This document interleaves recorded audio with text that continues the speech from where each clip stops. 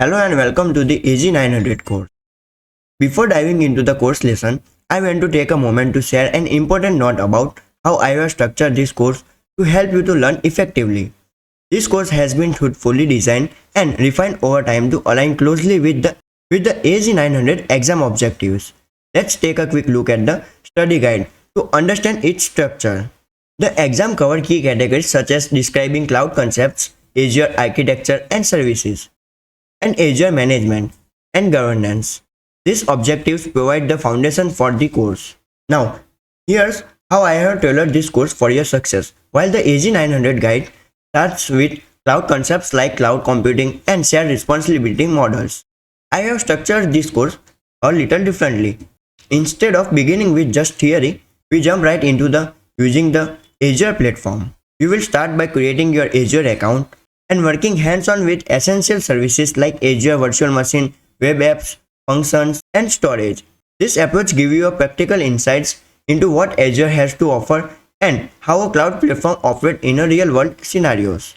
Once you are comfortable with Azure services, we will dive deeper into core cloud concepts, including infrastructure as a service, platform as a service, and reliability, availability, and different cloud deployments model like public, private, and hybrid. As a student, you will first explore Azure's powerful services and then map those experiences back to the fundamental cloud concepts. This way, you will not only understand how Azure works, but also grasp the underlying principles that make it a robust cloud platform.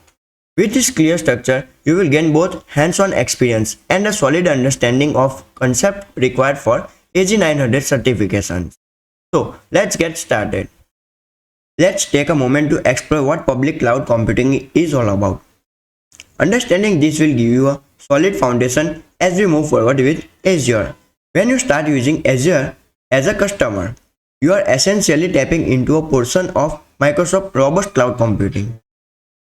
This platform offers you the capability to deploy applications, set up infrastructure, and much more, all without needing physical servers of your own. One of the fundamental services we will discuss is the Azure Virtual Machine service. This is Azure's basic compute service and acts as the backbone for many applications and workloads.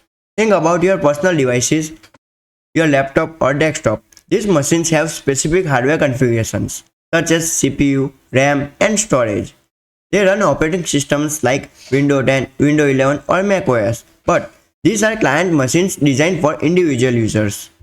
In contrast, Azure Virtual Machine run on server-grade operating systems such as Windows Server or Ubuntu Server.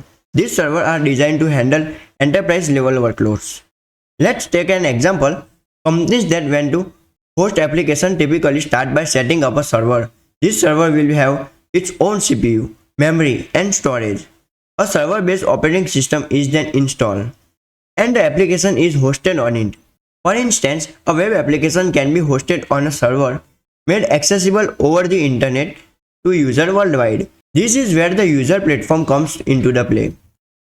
Azure replaced the needs for physical server by offering virtual machines and other services over the internet. You can leverage Azure's comprehensive suite of services including virtual networking, data storage, and more. Azure allows you to build, run, and manage your application seamlessly. With services like virtual machines, you can replicate the functionality of traditional servers. And with networking services, you can create a resource and scalable connections.